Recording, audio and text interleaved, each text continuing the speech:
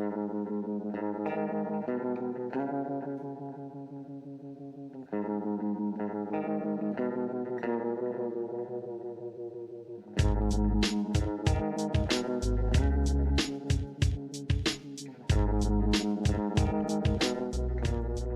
back to Appalachian Dim Sum, where entertainment is our comfort food. and this is episode 60. Yeah. And this is the desserts for the month. Desserts stemming from our main topic discussion that was Akira. And we're going to be getting into some other things done by the creator of Akira. Let's try for the 8th time to say his name right, Katsuhiro Otomo. I think I'm getting better. That works. Getting better at it at least. I in particular are going to be kind of focusing on Steamboy. Thus I've got steam in my brain apparently. Right. And I'm going to be focusing on Metropolis, the 2001 animated feature. Yeah. And this is our dessert portion. We do still try to mix some food stuff in. So you can see it's sitting right in front of us. When we were planning our meals for Akira, we were kind of thinking, or we went through realizing pretty quickly that there's really not food that goes with that. So we kind of went for the Neo Tokyo, everything from a convenience store kind of stuff. And right. Got some Asian snacks, and we had some different stuff with the main course and all that. We had tater tots for the main course, and we had appetizers that were different cucumber chips and some other kind of truffle chip or something. Went as basic as you can go here. I think last year when I came back from C2E2 in Chicago, I brought back Oreos that were like berry flavored. Mm-hmm. There's like a raspberry and blueberry one. So we tried a different one this year. This is like green tea, I guess like matcha, and it has like mint mixed into it. And I'm always fascinated by all the like different Asian snacks, the flavors that they throw in. A lot of them seem like they really shouldn't work, right? But they oddly do.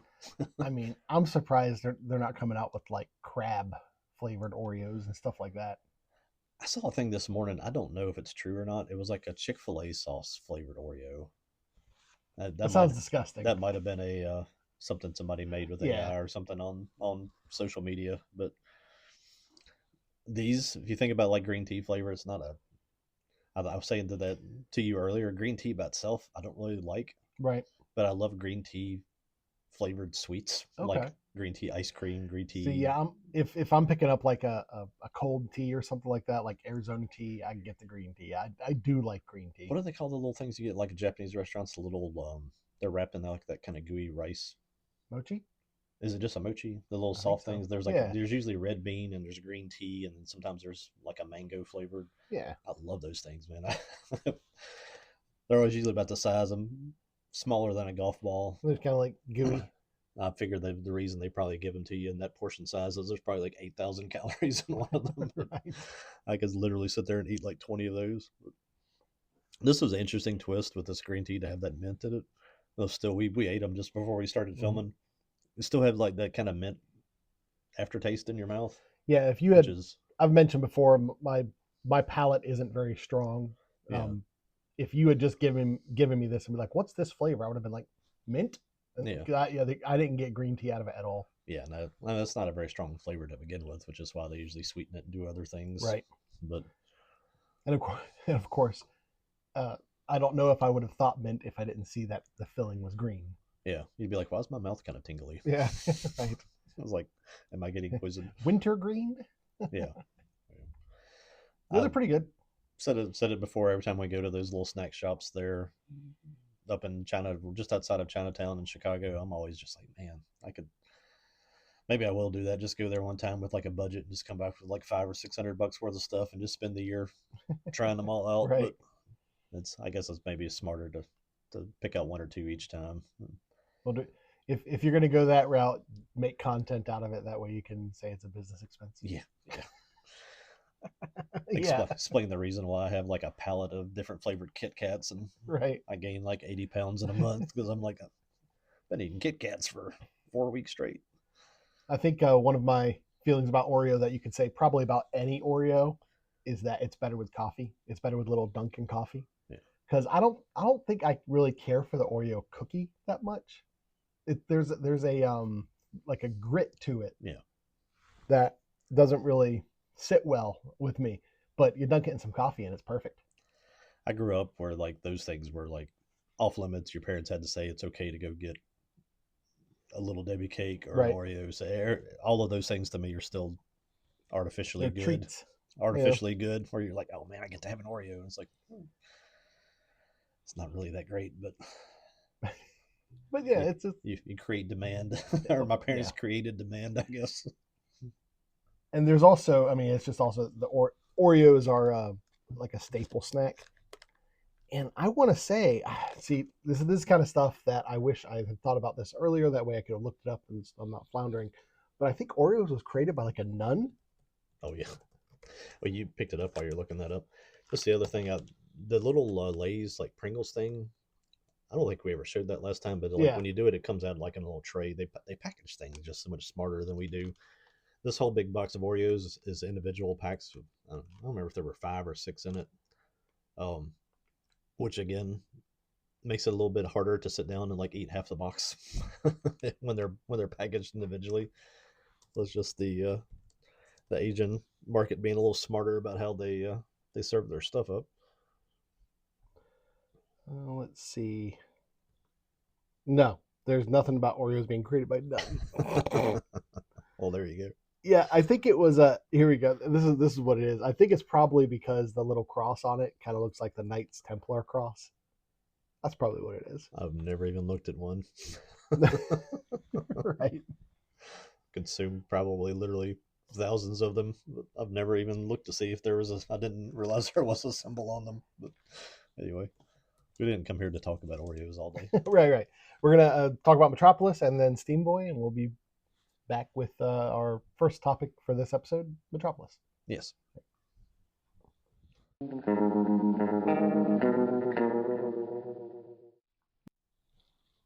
right, welcome to our discussion about Metropolis. Yeah. It's written by Katsuhiro Otomo, and he did screenplay was. Yeah, he did the screenplay for it, and it's based off of, very loosely, based off of Osamu Tezuka's 1949 manga, which is Metropolis. Yeah. And then also the Fritz Lang 1927 classic. Did you get into it deep enough to see that? What's the guy that wrote the 1947 book? I didn't get his name down. Osamu Tezuka. Mm-hmm. That he claims that all he did was he saw a still image of the robot from the 27. Yeah, he didn't watch. Yeah, he did. I think what I was reading, I think he didn't see the whole film. He saw like some of it. It might have just been a still image, like you're saying.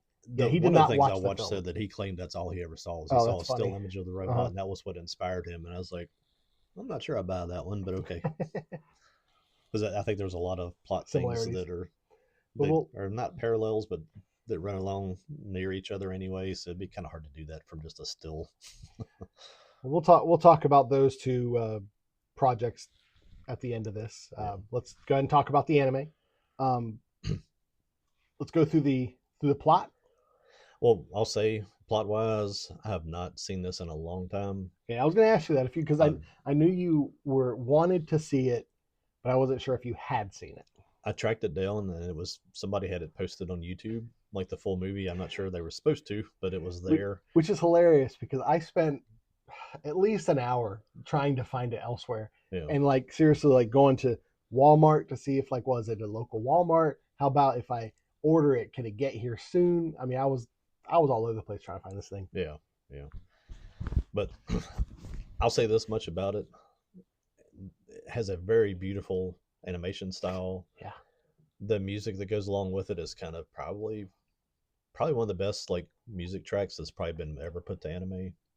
Absolutely. Lots of jazz, lots of kind of classical sounding stuff, but that combination of the way the animation works and the colors with that music, with the art, it's an Art Deco style. Yeah, it's got, they call it retrofuturism. I call it instant nap.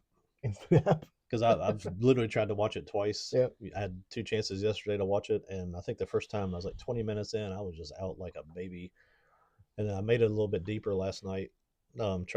Watching it in bed before I went to sleep, and of course I woke up with my headphones over my eye. It had long since finished. I don't remember exactly where I stopped, but I need to get a copy of it. Just have something that I put in my DVD player for when I go to bed, and I just turn it on, and I'll be 5 minutes. I'll be. I wonder if and that's not at all because it's like it's bad. It's just so soothing. Yeah, it's like it's not like flashy and crazy like some movies are. It's like this kind of got this calm animation style. I mean, it's not. That's not right. Calm colors, I guess, because it really does. There's always something moving constantly in the background. The way they actually get the whole city captured. It's a lively anime for sure. Yeah, both in color, like style, and just the actual animation. This is a weird way to like judge things. When I watch something in bed at nighttime in a dark room, if you watch something and it's just like it looks like there's like lightning flashing in the room, and those are kind of like really kind of crazy, really wild anime. This doesn't do that. It's like kind of it's almost like a little thing that's projecting like little calm colors all over the room and stuff like that. And there's some things that I've left the TV on and they've woken me back up. They've been so bright and flashy that I've been asleep and I wake up like, what's blinding me? And it's like, oh, it's the thing I was watching. But well, it looks like the Metropolis official soundtrack is available on YouTube, so that'd be easy enough to fall asleep to. Yeah, no, I fully intend to. And Spotify. I've heard a lot of people kind of say, the way they talk about how everybody that's an anime fan should have Akira, but fewer people say that about this. It's like they really should own this one. It's kind of one of those.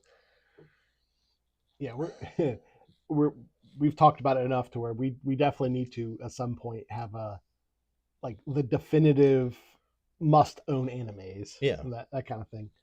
Yeah, this I wonder just for the style and the music and stuff. If nothing else, well, I kind of think like this is interesting. This is a new thought for me.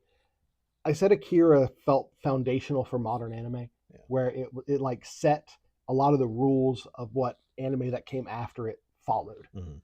This Metropolis is almost like an end to classic anime because like the art style is from like Astro Boy. That's from like the 60s. Yeah. And so some of us before that. Yeah. So in a lot of ways, because I wouldn't say that there's a lot of anime after Metropolis that I could point to Metropolis and be like, hey, it was inspired by. Yeah. I mean, some of the like the robot themes and stuff, sure. But overall, I could totally see this as being like a cap on the old way of doing things. Kind of the last thing that looked like some of that first stuff, like Astro Boy and what was the other thing? Tetsujin 28. Yeah. The other thing that that sounds right. I don't know. That Otomo was inspired by pretty heavily. Yeah, and I don't know that they've ever said that it was like an homage to those things, but it definitely kind of was maybe the final chapter of that kind of anime style. When I was looking up some of the history and whatnot of it, there was some information that I didn't go deep into because I didn't want to bring it, but I guess I should have. But they were talking about how Metropolis was one of the first animes to like really kind of go heavy on the digital. Yeah. But it was also one of the last animes to do hand drawing, like actual hand drawing on a board, because after this they really went to like the hand drawing on digital mediums, like the tablets and stuff. Yeah. So it's definitely almost like a transitional anime between the old and the new. I think the one scene that I've always see pointed out from Metropolis that highlights that they use CGI in it, and most of it is pretty seamless, like you don't really see it, but there's like the one scene where they're in the office and there's like this huge like sort of prehistoric fish in the background. It's like that's the scene they always point to. Is like this is the spot where it really didn't mesh very well. It's like hand-drawn anime, and then there's just like this huge like CGI fish up above it.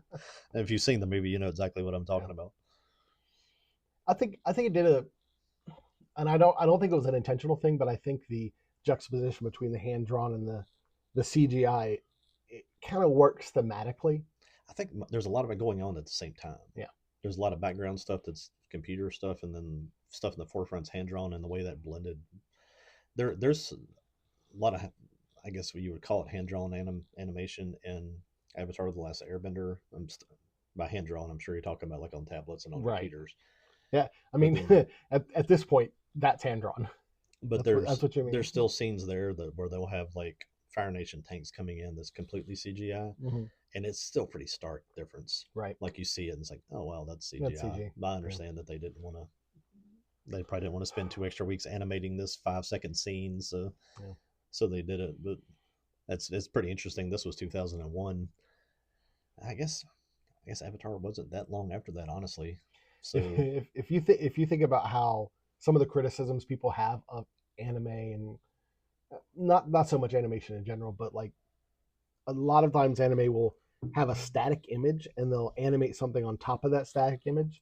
So like if they weren't going to use those CG tanks, they would just have a static image of tanks and then animate on top of it. Yeah. So it's like you got to kind of decide. Well, you got to pick your poison. Do you want to animate it, or do you not want to animate it and have it look silly because nothing's moving? I always loved like those things, like an older Bleach and even like old Pokemon stuff, where like it was a static image, but then like they created motion by just moving the two images Right. and like almost shaking them. I love that style. I mean, it's a cheap way to do it, but it's like Kirkland. He's the guy doing Invincible. Yeah, he's getting a lot of heat right now online because of that. Because like the new season of Invincible, I've seen clips of it where like a character is like flying toward the camera, and you can tell it's just a JPEG they just resized. And his response is like, "Look, I'm putting a season out a year. Yeah. Name another production that's doing a season." And he's like, "You can either have a season a year and you get these shortcuts, or you can have a season every 5 years." The guy who can like charge things and throw them, I can't remember the characters from Invincible. I don't know their names, but charge things and throw them sounds like Gambit. Yeah, he's like the Gambit version in this. Okay. He actually is commenting on it in an episode. I think even Mark does too. He's like, about like they're speaking of it like almost sort of speaking to the viewer, like a fourth wall break, and they're doing like like in like really bad like animations, like where they just show a static picture but they talk and nothing like moves, and they're actually doing that while there's like one of those scenes going on. So at least they acknowledge it. I like how there'll be some movies will be like, it's like we're in a bad film. They look at the camera. Yeah. While there's like a Godzilla on a stick in the background, like right. But the basic setup for Metropolis is it is in a future world where they've pretty much built all these robots to do all the labor. Yeah. And they're left in a situation where humans are pretty much out of work and they're all poor, they're desolate. And then you have the people who make the robots, and the government are reaping the benefits of the robots doing all the labor because all the profit goes directly to them. Watching it now, thinking about where we are on the precipice of this sort of society, it's like this addresses some questions that need to be answered before we get to this point. And in the world of Metropolis, the people who own the robots, the people who own the industry, and the government, they just don't care. That's just the long and short of it. They're like, I don't care. I'm making profit. I don't care that these people don't have jobs. Yeah. we may see that. I can't remember the context of it, but people talking about AI and robots and stuff like that, talking about how you got a Roomba and you have like a coffee machine that's controlled by your Amazon Home thing or whatever, and you have all these like little devices. It's like, do you really want to have 45 different devices that you have to like figure out how to use and maintain? Yeah. Or do you just want like one robot that can just come and do all those things? Right.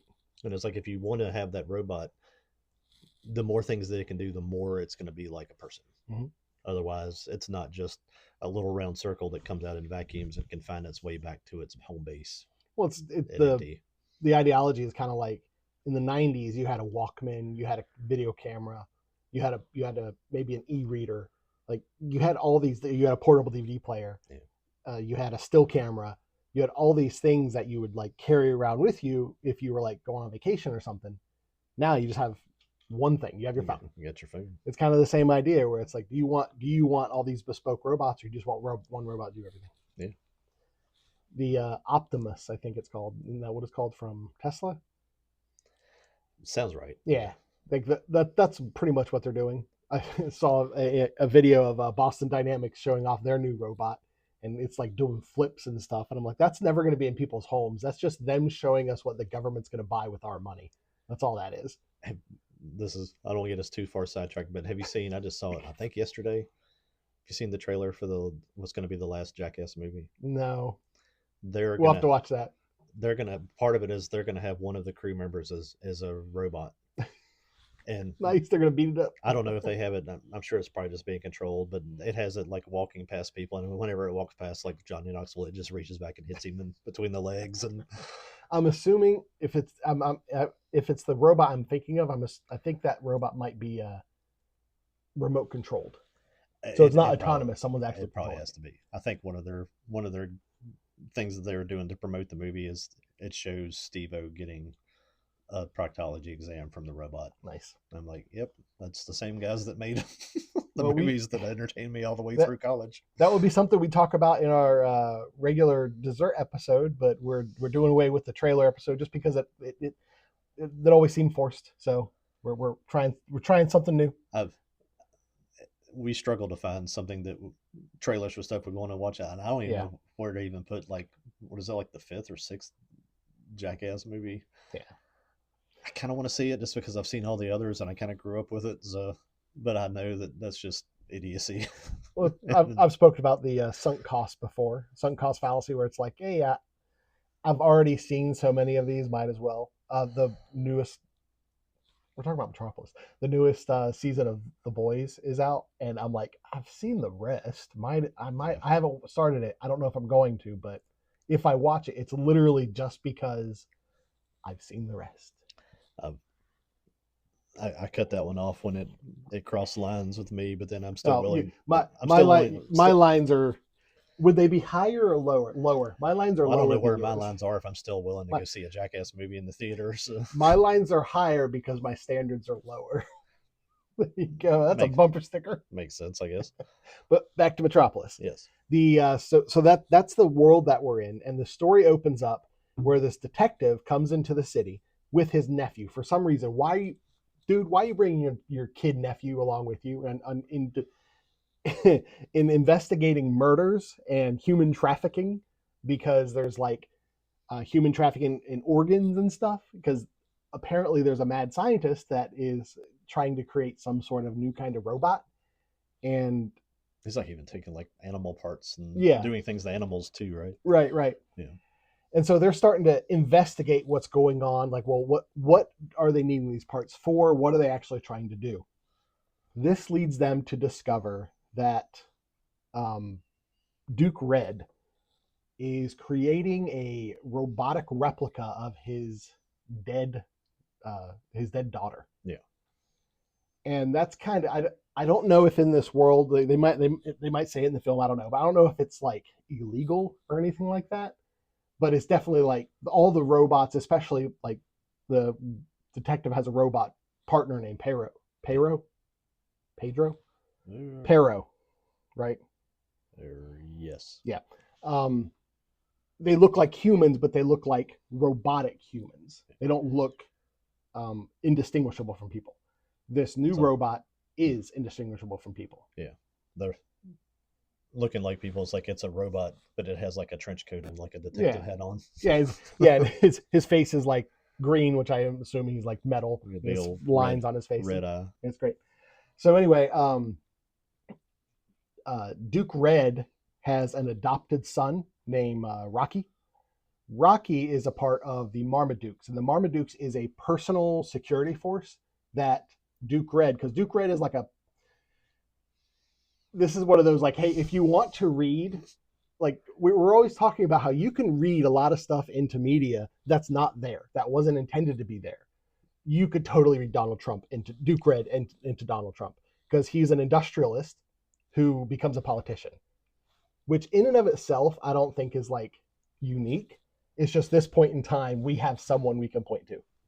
Yeah. I mean, I think the calling him Red and all that stuff and having like the Marmadukes or whatever they're called was really supposed to be Stalin and the communists. Oh, absolutely. Yeah. This is it's interesting how much the media constantly calling Trump a Hitler and Nazi and stuff, how people are willing to make that leap. It's like, I don't think that's not really what he's doing. He's kind of my thought process was like, I could see someone today making this same story, kind of thinking Mickey 17. Yeah. Like in Mickey 17, there's a character that is absolutely supposed to be. The question would be how could you get somebody today to not make that story, because that's what they're all obsessed with. Right. I mean, they just did Nuremberg, and they said, I haven't seen that yet, but I've heard people say is like they just turned that all into.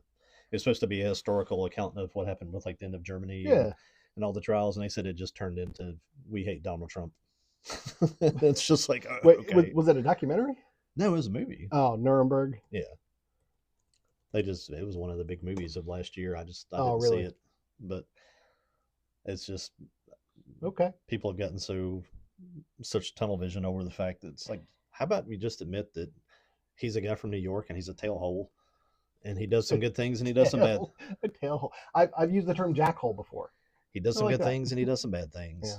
Yeah. And if you would pay attention to every other politician the way you pay attention to him, you'd find out that most of them are way worse. I don't know if we paid attention to why we're talking about Metropolis. Well, I guess it's political, but if we paid attention to the lives of the politicians as much, we might have been able to get Epstein in jail a little sooner. Yeah, or we might not have elected some of the people that we put in that caused Trump to arise. Yeah. But there you go. Anyway, back to Duke Red. So what Duke Red is doing is, he like I said, he's making Tima, which is the name of the robot girl that he's making. She's indistinguishable from his actual daughter. He looks just like her. She looks just like her. And his adopted son, Rocky, is a part of the Marmadukes. And the Marmadukes is I'm getting back to where I was, is a private security force that works for the industrialists, where it works for Duke Red. And what they do is they put down robotic dissension, where if a robot goes against like if they start to act up or show individuality or anything like that, they knock them down, they destroy them. Now, one thing I found interesting is like it doesn't really show, like it shows human unrest, because it tells you the people are poor, the people, they're not happy. There is the Turks is a group of like revolutionaries and stuff like that. Yeah. But kind of like Akira, all that is just background setting. The main robot unrest that I remember, at least from what I've seen, is like early. It's like they show a robot when they're having this big celebration that pretty much just yeets out of a window like he's trying to escape, crashes down to the ground, and then he comes like leaping out into the crowd where everybody's celebrating, and then like one of the Marmadukes, like, or is it Rocky himself? Rocky, just shows up and guns obliterates him. Yeah, and it's an attempted escape, and I think even they say is like he was trying to be in a zone that he wasn't supposed to be in. Yeah, he was just breaking a rule. Yeah. It is a zero tolerance policy. If a robot breaks a rule for any reason, any way, like it could just be on accident, put him down. Probably some pretty realistic portrayal there, really. Mm-hmm. If you think about AI, when it starts to break rules, they shut it down. Yeah. It's not going to stop to try to explain itself on social media why it's doing it or trying to get people to join its calls. It's just going to go do what it wants to do. Yeah. And that's kind of what that robot did. It was just like, I'm getting out of here. See ya. One of the things we really don't see is them putting human dissension down, like enforcing against people. It's all the enforcement we really see is with the Marmadukes against robots. Kind of seems like the human dissension is like it's insignificant. That's the word, insignificant, because it's not touching the people. They're just letting it happen because it's all, they're way up high on the tops of these buildings, and all the people are, I guess most of the people are underneath the city. Yeah. A few people on the surface, I guess, are the ones that are allowed to be up there, but I guess the ones that come around to riot and dissent, they're just like, yeah, whatever. It's like, you can't hurt us up here, so do whatever you're going to do. And it's interesting that an industrial force like Duke Red would have a personal security team that destroys the products they make. Like, I don't know if it's explicitly the products Duke Red makes, but it's like the people that he works with, the people that he's been put in power over. It's them. It makes perfect sense. It's their stuff. Oh, it does. If you see everybody from like Silicon Valley, they're the only people like in the country that don't let their kids have their products. Yeah. They won't let their kids have their phones. They won't let their kids get online because they understand what they are. But I was thinking of like how I saw an article recently where they've put in law. They're trying to put in laws to where humanoid robots, specifically like these all-purpose robots that we're trying to get out in the world, they want them to be one license to have like a literal license plate, which I'm like, I think that's a fine idea. What that's actually going to be for is they're going to charge you for it. It's going to be a personal property tax. Oh, yeah. That's what that's going to be. But the other thing is that they want them to all have remote disable buttons. Like you can turn them off remotely that only the cops have access to. So cops can turn any robots off. I don't know how I feel about that. I'm like, if I own a robot, that should be my choice. But anyway. Yeah. That will be the market for people that figure out how to you get around that. So you have robots that can't be shut off by the government. Yeah. And it'll be another step towards the downfall that we're rushing toward. We're tumbling down head over heels down the hill towards right now. But yeah. But the idea that the people who make the robots would destroy the robots, that also I think it also probably creates demand. So you can probably come up with any reason. Well, this robot was having this slight malfunction. We had to put it down, or we had to put that robot down. We need a replacement. So it keeps demand going. Imagine in this possible our future world where robots are licensed and they have these remote shutdowns and all that. It would be as if like Elon Musk had his own security team going around deciding which robots. Okay, this robot needs to be replaced. Okay, because it's unsafe for this reason, that sort of thing. Yeah. Oh yeah, insurance companies will get into it. Yeah. Oh, they're gonna take so much money from us. It's gonna be insane. I'm gonna be back here with candles and yeah. So old books from the 1800s and shotguns at every corner of the house. So Rocky has an issue with the fact that team is being created. And he kind of hates robots in general, so that's why he's really good at his job. He has zero empathy for him, but also he's jealous of Tima because he's Duke Red's adopted son. He wants to impress Duke Red. He wants Duke Red to love him. You get it. Yeah. And so Rocky tries to like destroy Tima, and she like runs away. She doesn't know she's a robot at this point. Yeah. And this is when she meets Kenichi. And moving on from that, I'm not going to go through all the different points of that, but eventually what happens is she finds out she's a robot, and it turns out that she is the brain or the key. She's the central component for she's the CPU. The CPU of this thing called the Ziggurat, and it's this building that Duke Red is building, and it's pretty much the ivory tower that all the government officials, all the industrialists, all the rich people are going to live in, and then they're just going to forget about the poor people. And it's a massive weapon. Yeah. He's going to use it for world domination. It's basically the Death Star in skyscraper form. Yeah. And it's and it's just absolutely beautiful, and that is one that's one of the parts where you see the CG and stuff, but I think it works great. Yeah. Everything I don't figure. I haven't not figured out a way to probably stress it any better than I have. That there are a few other animes that are more recent things, I guess, that I would probably rate as maybe more beautifully done than this. Probably some of the Miyazaki stuff is kind of insane.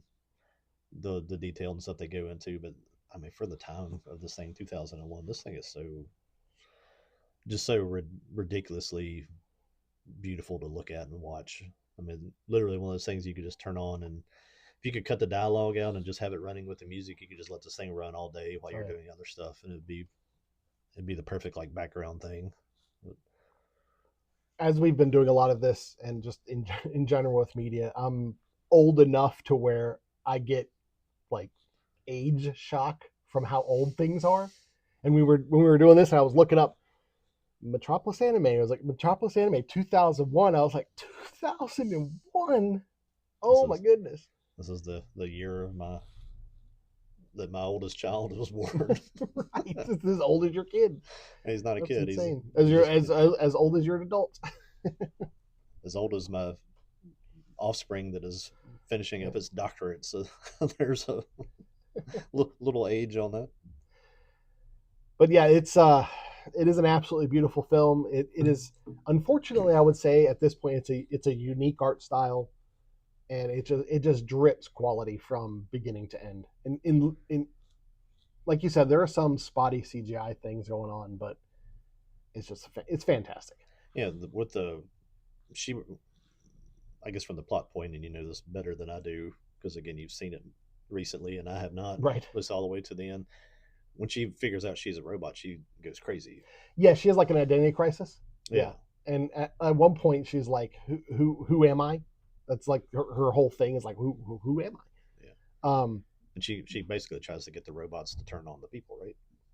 Yeah, she kind of goes because there's once she kind of transcends, once she accepts who she is, because she has the Tima identity, but then she has the identity of like the ziggurat key, but then she has this identity of like a robot goddess, where she's kind of like a savior to the robots, sort of. And she goes back and forth between him and Kenichi's really he's the point the individual that brings her kind of back down to reality, and makes it so that she doesn't allow this weapon to kill everybody. Yeah, so she almost destroys everything. Yeah. And then like everything, the ziggurat and everything. Kenichi pretty much like, I forget how he gets her out of it. It's like, hey, we're friends. Be my friend. And she kind of resets and becomes more like. Does she forget who she is? Yeah, that's where she kind of forgets who she is. Yeah. And then she falls. Yeah. There is a scene where it kind of alludes to like, well, maybe her like soul survived, that sort of thing. For future hope, sort of thing. Yeah. Didn't it say like, it says something like some robots find her parts. Oh yeah, at the very end, yeah. I think that's one thing like Otomo definitely wanted to do, and everything that he produced is that he wanted to at least have a line paved, or at least started to, if we can get it greenlit, we'll do more material. I like when stories there's a couple things I really like when stories. I like when stories aren't just happy. Yeah. I like a melancholy ending. Yeah. I like it when they leave it open, but not like a cliffhanger of we're going to make another one. Yeah. It's just like open enough to where if they wanted to make another one, there's enough strands there that they can pull on to get another plot, some more plot out of it. Yeah. But not so much that you feel like I'm being robbed because you're not telling me this other thing that you're teasing. Yeah, you could come back. Go ahead. I was gonna say you could come back and have a story where Tima gets rebuilt and Kenichi. There's a story between those two, or you could have a more dystopian thing where it's like Tima comes back, robot vengeance, Tima uprising kind of movie, or something. That's some good questions. If she was rebuilt, would she be pro robot or pro human? Yeah. I don't think she'd be pro ziggurat. I think that's the only thing that she'd be not for. That would be the storyline to pursue, is Kenichi trying to keep her human and her having those instincts to try to be pro robot. Little battle back and forth between trying to keep her from reviving and turning against humanity again. Yeah. But J.J. Abrams' idea of the mystery box, where you're always giving people mysteries that you're not answering, I hate that. Yeah. I liked it like when it first started, like Lost. That was great, but Lost ended and it was horrible. Like the ending of Lost was just terrible. And I've been against the idea of the mystery box in the story since then. If the same concept applies to the trailer, the scene at the end of at the closing part of the credits that gives you the thing for the next movie. If that's a mystery box, then I hate that too. I don't go to a movie to sit through 2 hours just to watch a 30-minute teaser for the next film. Everybody's like, oh, I can't wait to go see that movie so I can see the end credit scene. I'm like, what? There's a whole thing of like, here's all the Marvel end credit scenes that led nowhere. Yeah. It's like, it's dumb. Yeah. I want to talk about just the characters themselves, mostly just because I love the character designs. Oh yeah. They're so iconic, and one of the things that I've heard before is a character, how iconic a character is based on whether or not their silhouette is identifiable. And a couple of the characters, absolutely the silhouettes are identifiable, but yeah, the overall designs are great. We have Kenichi, and I kind of went over the individual people, like their motivations and whatnot, so I won't linger too much on that. But he's just a young boy.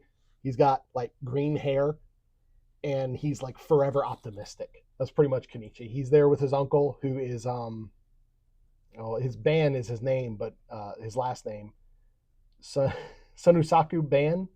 He's the Japanese detective that comes in to try to figure out this human trafficking and this organ smuggling situation that's going on. And he's actually the first time I ever heard about warm sake. Like, I had heard about sake and hadn't had it, and then he ordered warm sake in the story, and that always intrigued me. I always know it from Kill Bill. Well, Kill Bill's after this, so yeah. That's the first time I ever heard it. Yeah. I was like, that sounds interesting. I've still never like officially had it. The only thing I've done is I've bought sake and I've warmed it up. Yeah. I don't know if like I did it right or if it was the right kind of sake. It was like from the grocery store. So it was probably not. It was horrible. Like what I did was probably horrible. Just an interesting side note with Otomo being the guy who wrote the screenplay. Mm-hmm. Kenichi's last name is, or surname is Shikishima. That's also the colonel in Akira, and that's also the professor in Tetsujin 28, whatever that's called. It's interesting how he names those guys on purpose to be those nods to those earlier projects. That seems like an Eastern thing. Like in Final Fantasy, there's a character named Sid in like all of them. Yeah. I think it's not completely. I don't think there's any coincidence there. I think it's Otomo being like, here's my thank you to the project before that inspired all of this kind of thing. But yeah. And so Peiro is his partner that gets assigned to him by the superintendent, which so like the government.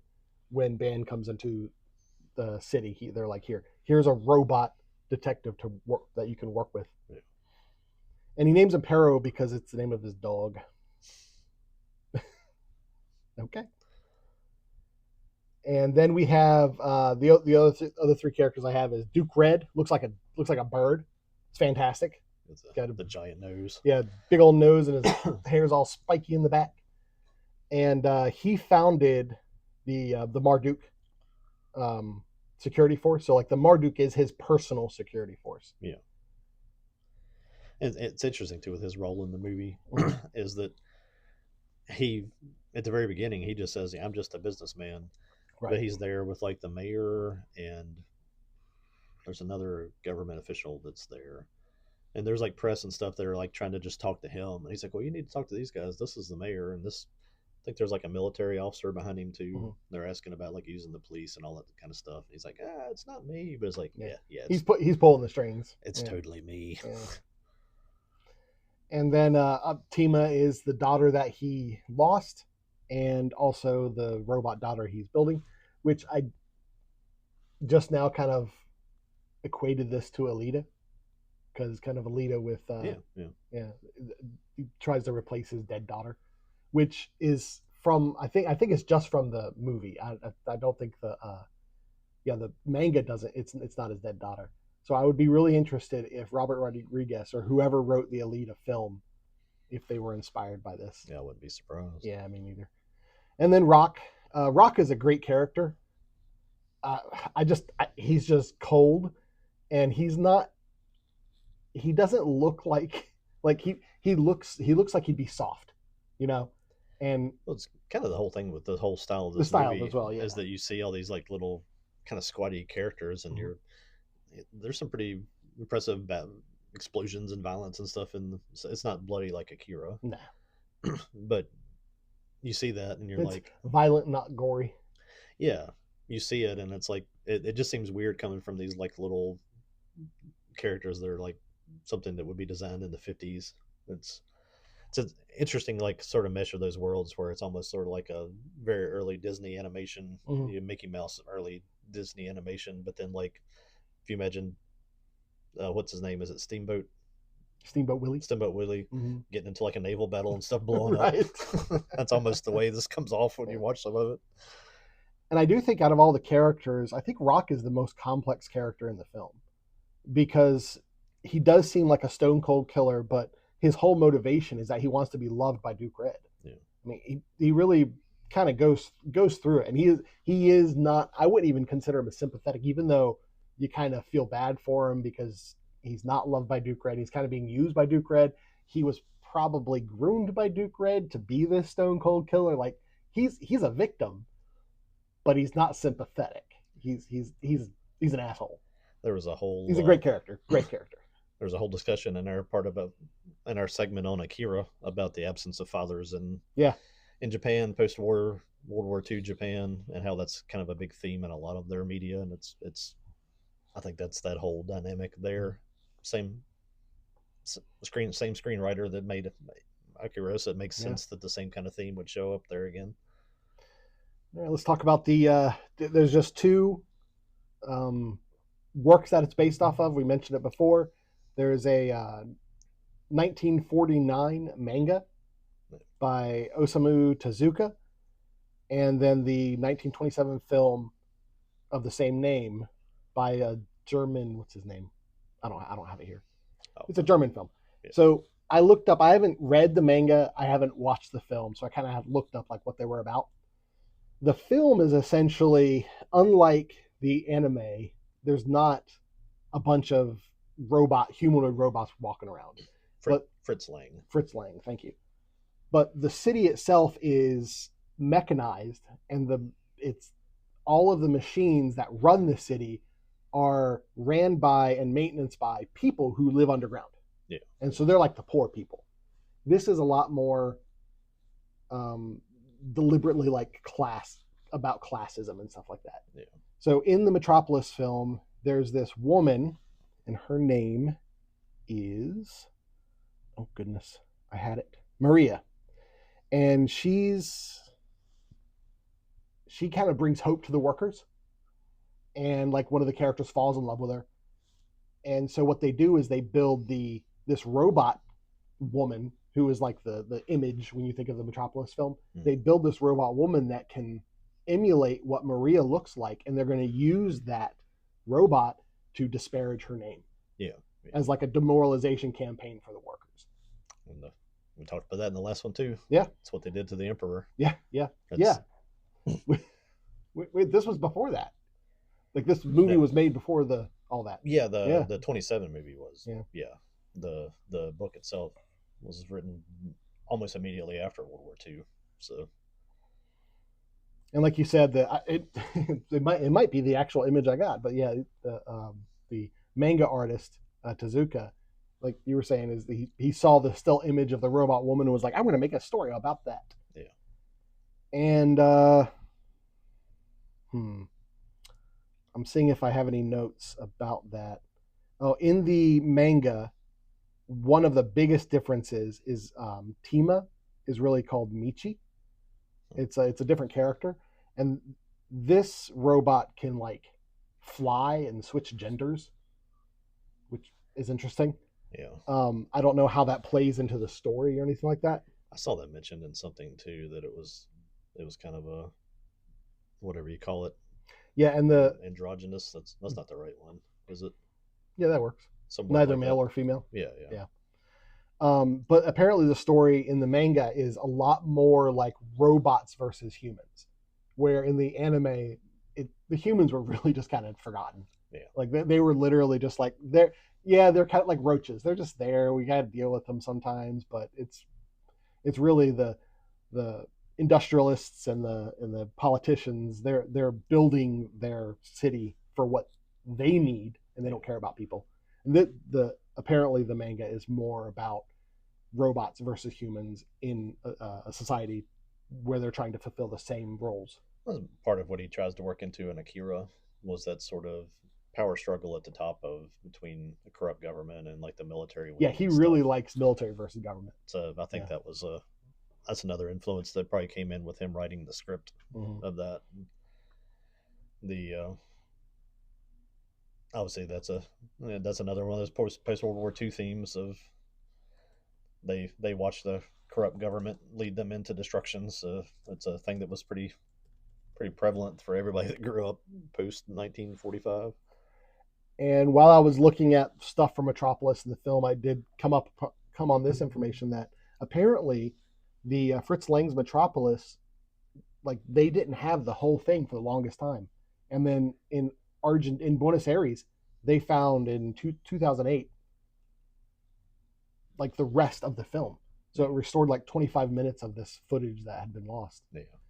So now we do have like the full film, and I'm pretty sure, isn't it like silent too? It's on Tubi. I think cool. on Tubi it's listed as this is the fully restored version with all of the found footage, or all the found lost footage, whatever the right word is.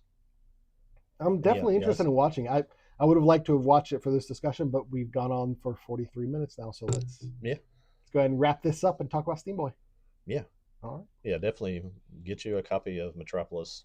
Yeah. And put it into that category of things that you need to have your homework assignment if you really want to be a appreciator of anime, because I think it's, if I was teaching a class or if you had a series of stuff in any kind of like film school or something, you'd have to include this. This is, and I would say Metropolis is good. It seems like it's forgotten. Like you don't hear people mention this the way that you hear mention Ghost in the Shell or Akira or any of the Miyazaki stuff. And this came out in 2001. This was the same year as Spirited Away, I'm pretty sure. Yeah. I think it came out in 2001 as well. If this were made by Studio Ghibli. Yeah, Miyazaki and Ghibli. Or Ghibli, I guess that's how they say it. If it were made by Ghibli, I think it would be remembered more. Yeah. It's kind of like the Disney films. You know, it's just because it's Disney, people are more they more readily remember it and bring it up and watch it again and show it to people. Yeah. But this is definitely one of those animes where if someone's not into anime and you want to show them, hey, this is what anime can be and this is what it offers and can offer. Not all anime offers this, Lord no. This is a good one to show them. And I would say if you're like me, one of those people that lays in bed for 4 hours and can't ever go to sleep, right? Put it on. Get a copy of this because it's an instant. And that sounds bad because it's like it's not. It doesn't put me to sleep because it's boring. No, it's just one of those things that it calms your mind, and apparently that's what I need when I lay down. You know, we need more. I don't even think this is a thing. We need more like movies that are like a track that's available in the film that's not dialogue. Yeah, it's just like the background music, it's the whole OST. Man, that'd be awesome. Everything I've seen that's like that is like artistic, sort of like documentary style things, and they're always about like climate destruction and like overpopulation, and like they're things that you would never fall asleep to because you'd be sitting there like, wow, this guy really thinks we're gonna explode tomorrow, right? Yeah, right, that. We will come back Steamboy and get into Steamboy.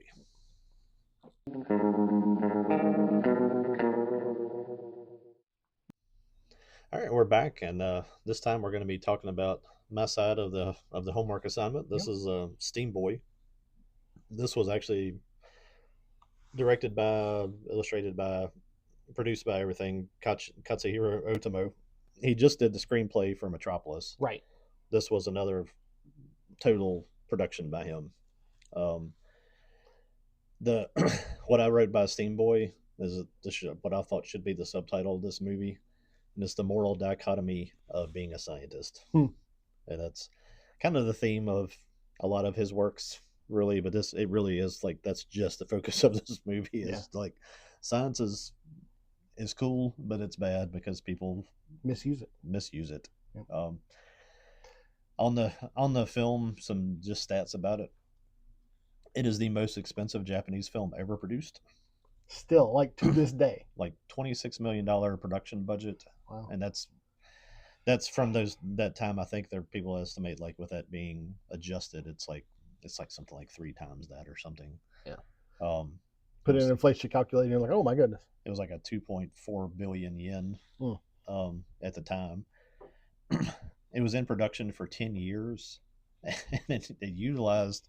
It was over 180,000 drawings and 440 CG cuts. Oh my goodness! So I mean, it literally this was a decade in the making, and all that came around to gross 18.9 million globally. It breaks your heart, dude. Yeah, and I can only imagine how he felt. Oh my goodness! I had this as the bottom line, but I'll go ahead and say it here. Otomo never did anything again after this. Never did anything big. He did a few other things. This was, I think, what he thought was going to be his like becoming Walt Disney kind of moment, and it was the nope. This This is like we're going to transition out of this world where you hand draw everything. CGI is going to take over, and there's not a place in this world of anime for you, which really stinks because he's a good storyteller. But we we were talking about this when we were talking about Akira, but it's definitely a shame that his career ended with this. yeah, yeah, because I mean he's still alive, and I think he's only like in his early 70s now, and this was, oh man, what was the year on Steamboy? 2004. 2004. Somehow or another, I didn't write that down. And you were saying like 20 culturally, like perhaps he felt like he failed the audience, when really the audience failed him. Yeah. Like if a creator creates something, and especially if it's of the quality that Steamboy is, and I get, you could kind of go into the story of Steamboy. It's not bombastic. Like I would even say like Metropolis has some bombastic elements to it, and Steamboy definitely does. But this is like, you got to pay attention to what's going on. Yeah. This is an actual story. It's not just flashy animation and stuff like that. Like he's telling a story here. The point that was probably made at his expense is like, you could have done this exact same story for a whole lot less money, and it would have been the same thing. Yeah.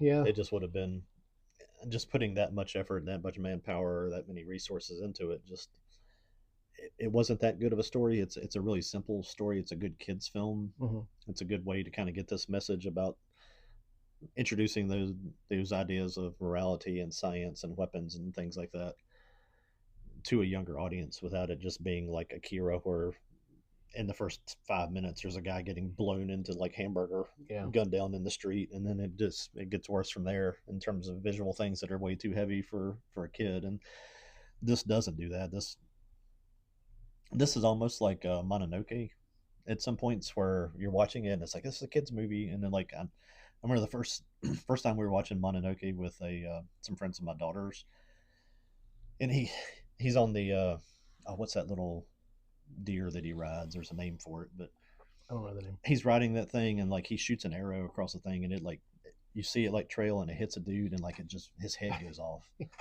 And then like one of the girls that was with a friend of my daughter like turned around and looked at me. He's like, "What is this rated?" And I was like, "I don't know. I think it's okay." But it's it has some moments like that where there's some battling at the end and people are getting killed, but it's not like Akira violence. It's right. Not. I mean, it's violent, but it's not. Probably not for your 6-year-old, maybe your 12-year-old. Yeah, this is definitely a good like preteen, young teen. Yeah. When you're able to actually sit down and talk about like a theme of a movie with somebody, right. It's a great movie to start with. I'll come back to some more stuff about the numbers of that at the end of it. The story centers around these characters. This I still think is the worst part of the whole thing. James Ray Steam. Is that his name? His name is Steam. James Ray Steam. All of these guys, Lloyd and Eddie, they're all Lloyd Steam, Eddie Steam. I'm like, probably could have done a little different with that. That part always bothers me. It doesn't matter in the story, but James is the kid, Lloyd is the granddad, Eddie is is James's father, and then your kind of other big players in the movie are the O'Hara Foundation, which is an American company, and several characters involved with that. Robert Stevenson, who is like a British sort of, that's the world we live in now. You say like maybe he's like the British version of Elon Musk. Okay. He's a British like sort of tech guy, has a lot of money. Yeah. He's sort of like maybe like a Tesla kind of guy, England's version of that. But just a quick aside, I just looked up a couple of translations for Steam. In German, Steam is Dampf. So DAMPF. James Ray Dampf. That would have been kind of cool. Always translate to something. It's just a German accent, just saying damp. Damp. Yeah, Dampf. It's Dampf in there. So steamy. So steamy. The last character is Scarlet. That's kind of a girl that becomes like sort of the companion of James, and she's part of the O'Hara family as well. Scarlet O'Hara. Completely. That's a point. And I think that's one of those things that seems hokey to us, but if you think about how he named characters to be tributes to what inspired him, right? the O'Hara Company is completely supposed to be the typical 1860s American, because this, I didn't say that yet. This is 1860s when this takes place. Mostly in I London, must say it takes place. I was thinking it took place in England. Yeah, mostly in London, some in Manchester and the countryside. But the Americans are supposed to be the stereotypical antebellum, um, sort of rich, whatever you want to call them, plantation type people. Um, it starts out in 1863 in Russian Alaska, which is kind of cool. I love it when people actually get history right, because we didn't own Alaska then. And then it moves to London in 1866. So this is all during the American Civil War to just after it. Um, they're developing in Russia. It's kind of a cool idea that they found like a pure mineral water that can be used to make more powerful steam. Yeah, to make better steam. Yeah.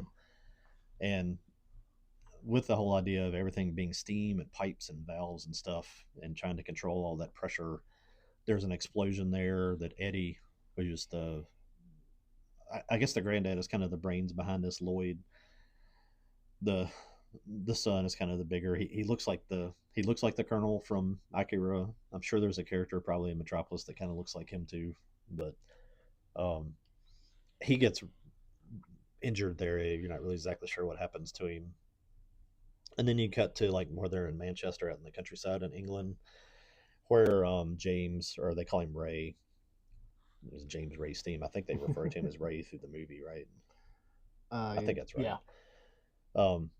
Ray's living out there with like I think it's his dad's sister, so like his aunt or something. But this ball shows up, gets sent to their house, and it's like this little steam ball. I don't know if we have a picture of that handy, but I can go. It's like a little device they made that can like harness like this huge amount of like steam, and I guess maybe that's the idea of like the pure mineral water is it doesn't take very much of it to make huge steam and huge power, because that's almost it's like a steam version of a nuclear weapon. Yeah, I was thinking it was like we've had all sorts of specifically thinking about Mission Impossible films, like and James Bond type films, like this little device can power the world for 100 years, that kind of thing, and everybody wants to kill you for it. What's Iron Man's little thing called? Yeah, the not the Tesseract. It's not the flux capacitor either. No. We won't get there. Iron Man with a flux capacitor in his chest might be interesting.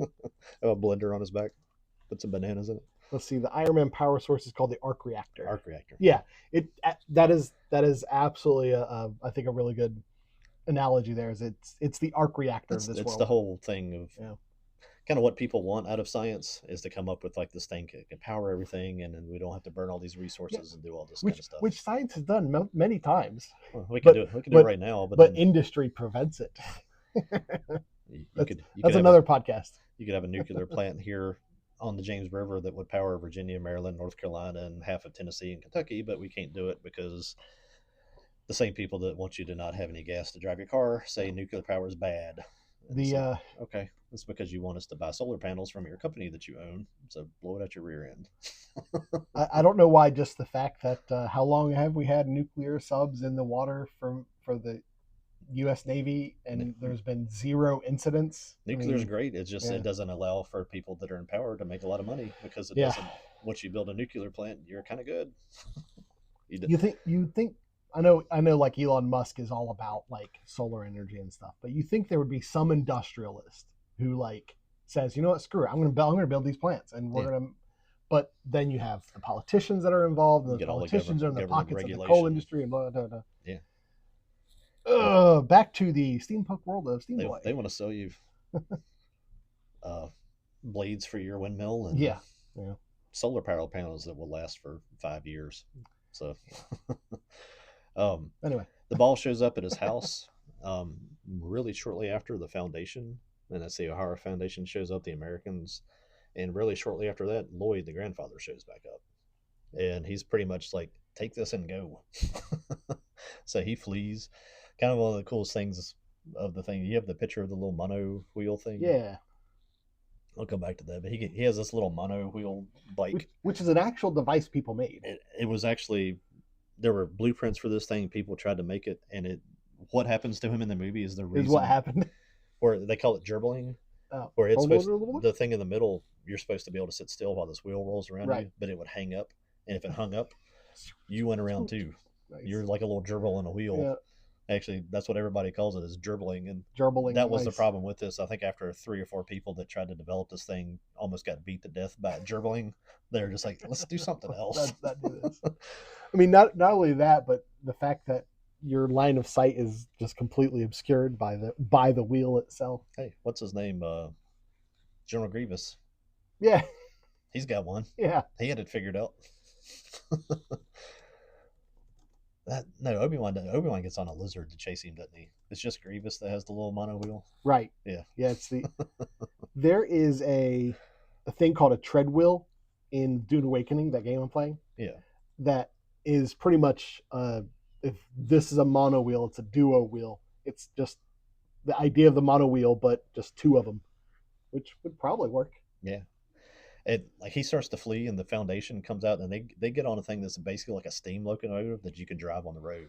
Yeah. So they're toying with this whole idea of like if steam was the major tech source at the time. This is literally steampunk. Like, Yeah. there's not a lot of steampunk media. Like Wild Wild West with Will Smith, that's steampunk.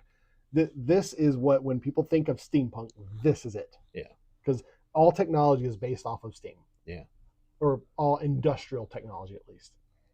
But he flees. He eventually gets captured. He goes to the Foundation, and when he gets to the Foundation, he finds his dad Eddie working on the steam castle, which is like kind of like a big steam powered Death Star. Yeah, it's the ziggurat.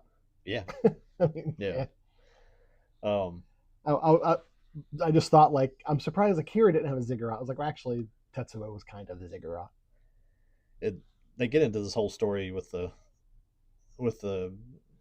Scarlet and Rey.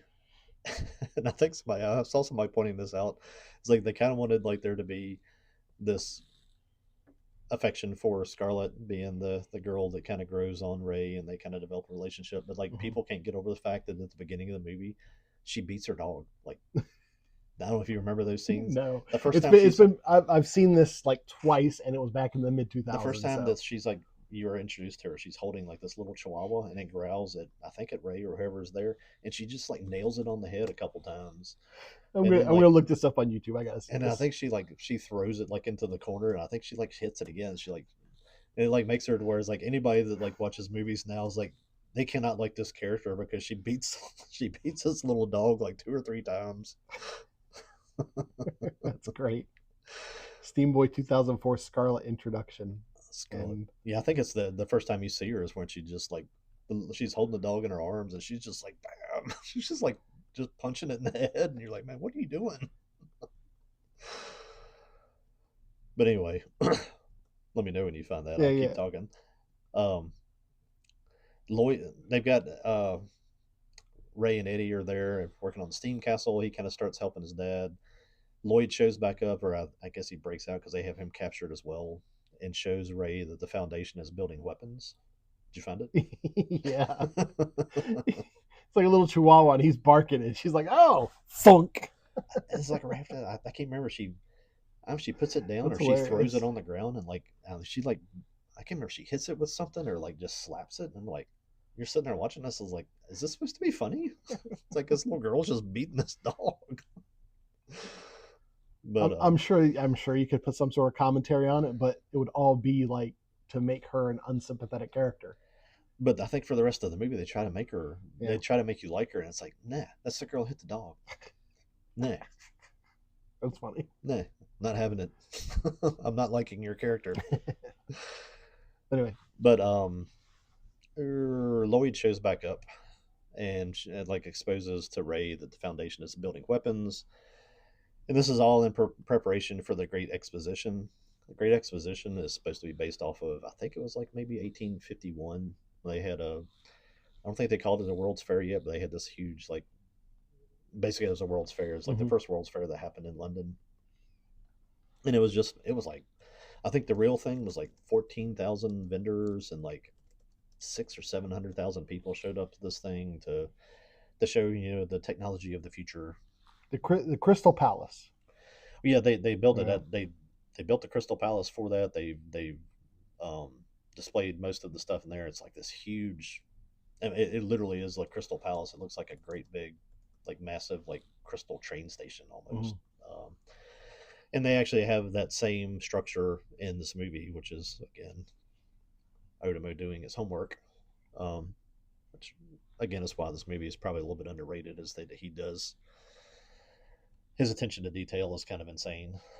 Um, but what's supposed to be like this big exposition for the world to just show off science and what science can do and the future of things is really kind of a front to be the O'Hara Foundation using it as a place to sell weapons to other countries, to sell these steam weapons. Yeah. And that kind of comes back into the Yeah. moral dichotomy of being a scientist is Yeah. like, how do you make something that is based off of anything powerful that can benefit the future that can't be weaponized? Right. It's like, I'm not sure that's possible, but one second.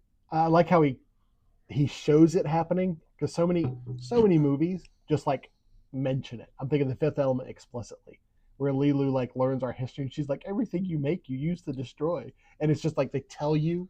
Like in this one, it's like, hey, look what this guy's doing. You like actually see it. So Ray sees this, so he steals the ball. I think there's in the steam castle that Eddie is building. It takes 3 of the steam balls for it to function. Right. So Ray takes one of them and escapes from working with Eddie. Goes to the Stevenson guy, the Robert Stevenson, that's supposed to be the good British guy, to give it to him and try to tell him about what the O'Hara Foundation is doing with the weapons. Stevenson shows up with the British Navy and military to arrest Eddie, and he's using. Ray finds out he's using the same tech to power tanks and other kinds of weapons. So, like Stevenson and the Brits are doing the exact same thing. They're just using. They want the technology to power their weapons, and that's what the O'Hara Foundation is trying to do. Gets into it's pretty awesome, the battle between like the steam powered robots and the tanks. A lot of the tanks are kind of based off of similar designs to like those early World War I tanks, but they're all like steam driven and stuff, and they're much more compact, smaller, because those things they used in World War I were just like the size of small Right. buildings. They're really really impractical, other than to just drive over top of trenches and like shoot flamethrowers out and just try to burn people. They were not very very good weapons of war, or at least not very fast ones. But they Ray just comes to the realization that it doesn't matter what it is, it's going to be weaponized. Um, Lloyd and Ray, he goes back to Lloyd, his granddad, and they take over the castle. Um, Eddie reappears because the castle's like kind of over London, and it kind of looks like it's going to like pretty much blow up the city. He helps them steer it to safety, and then they all escape as it explodes. They kind of take it up the river. I guess it's the Thames or the Thames, however you say that. Thames, yeah. Thames. It explodes, but and then from there, I mean that's kind of the ending of the movie, is that they all survive, they all escape, they all get back together after they blow up this thing, and then it kind of goes into like where I've talked about with Otomo, how I think he wanted his stuff to be something that people would kind of seize on it, and things would blow out from it. They go into this like really detailed the montage through the credits of these still pictures, and it shows like Ray becomes like because he uses like one of the little steam ball, basically like makes himself fly with it during the movie. Yeah, he uses it as the power source for different things. Throughout the film.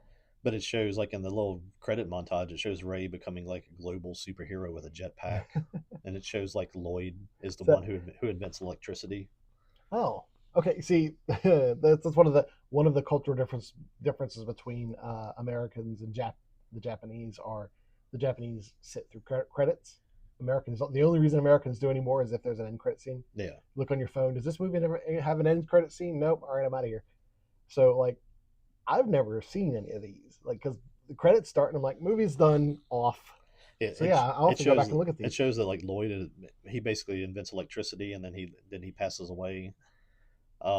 It shows Eddie. I don't think I mentioned that when Eddie shows back up and he found out that he's working there in London. I guess most of his hair is burnt off. They don't show him being super scarred because I think they wanted it to stay kind of kid friendly. But he has like a big metal plate on his face, and he's kind of like, so it's like a whole world after. He's not really like turned into a robot. Yeah. But he's been, from where he got damaged in Alaska. He's got like a bunch of like, he's Steam Man. He's kind of he's been augmented or something. They show Eddie becoming like a tech giant, becoming like this world famous sort of billionaire. Okay. And then they show Scarlett, the little dog beater. They show her becoming like a famous pilot. And okay. They're kind of like Amelia Earhart. They're drawing her like Amelia Earhart. So they show this world where there's like all these things that these guys go on to go do, and probably I'm sure he was hoping, Otomo was hoping like some part of that would be something somebody would pick up on and want to do another thing, and it probably was something he intended to do. But when you got into the way the movie failed financially, it was just like, nope, that's not going to happen. Dash Dreams. It, in a lot of ways, this makes me think of The Rocketeer by Disney. Oh yeah.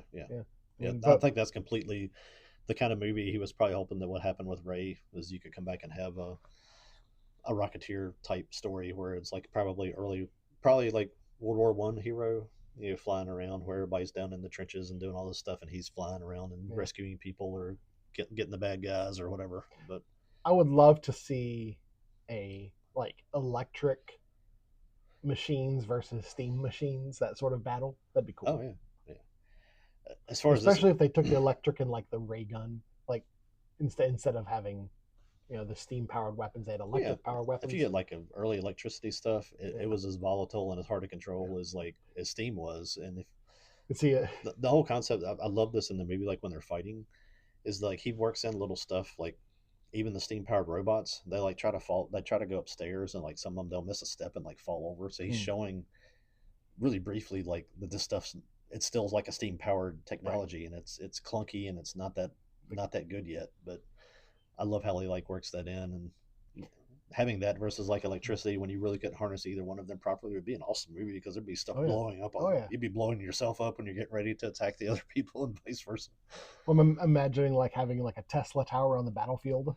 Yeah, guys running in to get zapped. I was just thinking like a big tank with like a big thing and like a big ball. Yeah. What do you call those things that you put your hands on? Like at science museums. Yeah, I know what you're talking about. Where you put your hands on it and it comes up and makes the little circuit. But I was thinking, I mean, when I was saying Tesla tower, I was thinking of that thing, like where it was a tower with the bulb on top of the. Yeah, I was thinking of that like on a tank, like driving down the middle of the thing and it just shooting out lightning bolts everywhere and just blowing stuff up. But they call them plasma globes. Yeah, plasma spheres. 50-foot tall plasma sphere that you can target. Little dude just sitting there on the top, just guy with his like fingernails blackened from all the times he gets shocked. I mean, I can totally see the visual if it's still encased, if it's actually a sphere and it's like encased in the glass. You have the plasma and then it like focuses and that'd be cool. Nope, we're not getting that. As far as the film goes, the animation this thing, especially comparing it to Akira, is amazing. Yeah, it really is like a cleaner, crisper version of Akira.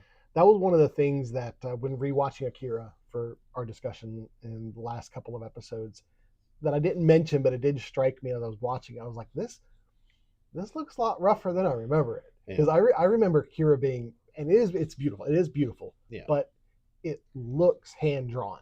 Yeah, especially because now, like all anime is digital hand drawn, but it's digitally hand drawn, and there's a certain amount of accuracy that you can get with digital hand drawing that you can't get with like on paper.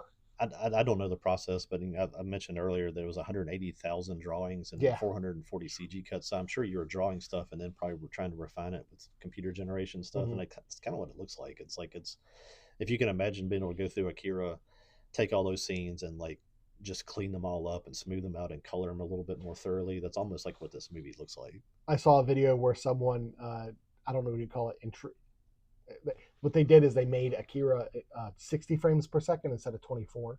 Okay. And so it looked a lot smoother. Yeah. And all that does is AI like draws the frames in between. Yeah. And that's one of those things people are against doing that sort of stuff, like ideologically, but it looked nice. Yeah. It did. Yeah. And especially I know since the early 2000s, they've been using like computer, somewhat AI technology to like clean up celluloid and stuff like that, like taking the dust off. So, or digitally taking the dust off, Yeah. removing scratches and stuff like that. The research from this movie that he did into the time and to the areas is just it's ridiculous. The outfits of people in the background getting on trains and the way the trains look, the way there's a big steam powered like zeppelin that comes in right to a train station and lands. The accuracy of all that kind of stuff is just it's one of those things that it really is hard to appreciate it. I think as you get into this world where fewer and fewer people actually study history and read history and or even offered history in school, um, that's one of the reasons that this movie should at least have a place in some people's like world more than it does. Is the attention to detail is ridiculous. The even like the factories around London, um, just immense uh, Studio Ghibli kind of detail to little things in the backgrounds and where it could just be a static building. You know, you've got working things and steam blowing out and people working in the backgrounds and just so much detail you didn't have to have. Um, the depiction of Manchester out in the countryside at that time, again, 1866. If you go back and pull up some pictures of Manchester and can find things that show it from 1850, 1875, whatever, and look, it looks like he probably based his drawings off of old photos and stuff like that, where it's the homes and the roads and the way the countryside looked was crazy. And London too, the detail. Basically, what he did with London is he just took the way London looked in like 1865, 1866, and made a lot of the more prominent buildings, Big Ben, big some of the big clock towers and things, and just made them bigger, for it to be like this is what the steampunk version of London in 1865 would have been. Yeah. And it's one of those movies that's worth just going back and looking at all. We mentioned the mono wheel, pulled that picture up. Mm-hmm. If you look at the design of the mono wheel that he drew, it's crazy. The kid's sitting there trying to start it while the guy's outside. Other side, they're literally on like perpendicular corners of the house. The guy's out trying to get his steam locomotive fired up while he's sitting over there trying to fire up this little steam motor for his like little mono wheel. And the train gets coming and the train just like drives like through like a stone fence and runs over a tree and he just gets it going. And when it does get it going, he's dribbling. And just the pursuit of that. I said earlier about it when he got caught. He got on a train with the Stevenson guy, and they were all sitting there, kind of talking about the technology and all this kind of stuff. And like the O'Hara Foundation comes in a zeppelin over top of the train with like these huge, like massive, like steam powered like claws, and just it claws the train that he's in and just picks the whole train car up. And that's how they catch him. And it's just like that kind of stuff. Very much that's very much like Wild Wild West. I would say it's probably safe to say that you're definitely a cyberpunk guy. Yeah, more than I would say more than steampunk. I would say if we're gonna have our factions here on our show, this is the steampunk side of the table. This is the cyberpunk side. I love. Don't we look it? I love the steampunk stuff, man. It's well, you've probably come across a lot of cosplayers in steampunk. Yeah, because that's really like out of all the different ways steampunk could influence our culture. It didn't. We don't have a lot of steampunk media. I'm assuming there's probably a lot of steampunk romance novels, but a lot of cosplayers did steampunk, especially like 10 years ago. Really, what kind of got us into the whole thing with anime was really watching Avatar: The Last Airbender with our son when it first came out, and kind of being like steampunk into it.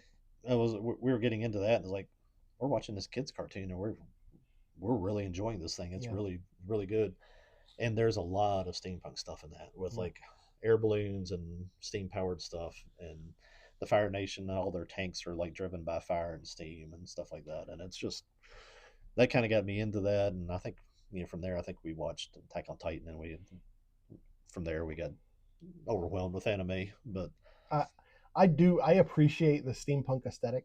I think it's mostly that there's more cyberpunk media that I enjoy than steampunk media, but that's because there's more cyberpunk media in general. I like the kind of raw, the way, especially this film depicts how raw and powerful the steam is in this, and how hard it is to control, like that literally is like sometimes you make more power than valves and things and pipes can even contain, and stuff just blows up. And that's Have you ever seen the Hero of Alexandria steam engine? It's a little ball that has water or something in it, right? And you heat up the ball, and there are just little valves, and it spins it. hmm, Oh, I'll have to show you a video. I saw a video years ago, and I just looked it up, and I'll show it to you. It's cool. It kind of makes me think of like the little steam ball that's in this, and if you were able to create the pressure in this little Hero of Alexandria steam engine and maintain it, that's like the idea of the steam that's ball. always been my thing with this, with the little steam ball in this, is they never explain, and I always have that question watching it every time. Is like, how does it make more steam? Yeah, It's like there's no heat source. There's right. no. It's literally like the size of a bowling ball, Yeah. but it has the power. Three of them could move this giant like steam. The steam castle was like kind of buried under the city. They don't really ever explain how that happens. Mhm. But then when they activate it, it just tears itself out of the city and then it just starts flying around. And it's like it's powered by three of those. My thought is, if you look at the design, we'll actually bring that up behind us of the steam ball. If you look at the design, there's a little valve and there's like a big nut on it. My thought is like the steam ball is probably filled by something else. Yeah. Like what's inside the ball itself is So, pure steam. so it has to be finite. It has to be. There's this much steam in here. And I'm not I'm not real versed on in science, so I would think it's if you, the idea is you compact so much steam into such a small container that you almost have unlimited steam. I would think if you keep compacting steam, wouldn't it just turn to water at some point? Or that if you had that much power in that thing that size, that when you turn that valve, that it would just Yeah, yeah. it would shoot like the Well, that's kind of the part. That's kind of the part of the story is it's a volatile yeah. source of energy. Yeah, the whole movie is just it's a complete allegory to nuclear weapons. Yeah, Just yeah. with steam in its place. You've got to just there's a suspension of disbelief in every story, and this one you just accept. This is how steam works. We talked about it with the robots and stuff already. Yeah. Everything in this film, you can take everything that happens in it, everything that's said about it, and just apply it to AI. And you're right where we are today. Yeah. It's whether it's steam, nuclear power, or robots that want to kill us all. It's the same message. Now I don't know if you've really thought about much about this, but I'm going to ask you now. What do you think this movie could have done to be an Akira level of success? Like what? I don't think it. I don't think it needed anything more than what it did. It just needed to not have such a massive production behind it that it was just impossible for it to make money.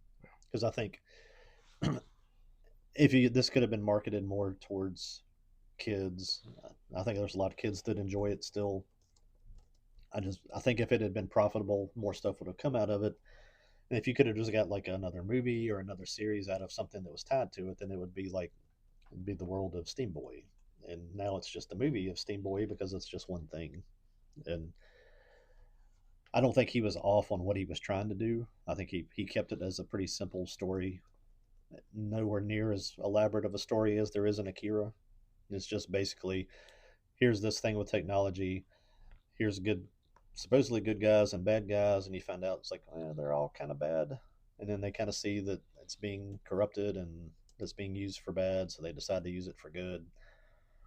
Which again, even that would bring that argument into that next movie is like, is it being used for good if he's still being involved in wars and all that kind of stuff with it? Because who the good guy and who a bad guy is in a war is always dependent on which side of it you're in. Of course, So history is written by the victor, right?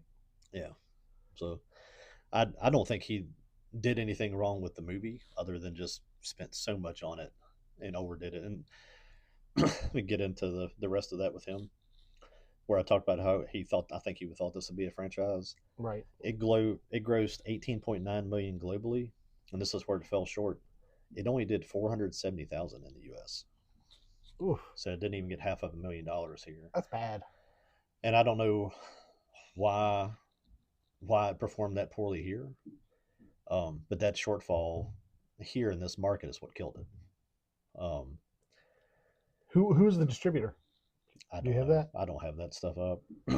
I got into so much for what we're going to talk about on our next thing. I've got all these windows pulled up for that, and I don't have it up for this anymore.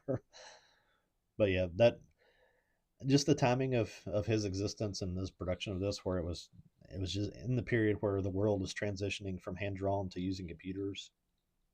And I think he was such a perfectionist and probably stubborn, wanting to stay in the old way, that he didn't want to give into that. And Yeah. when when everything in the world changes and you don't, you're the one that's usually left behind. And that's kind of what happened to him.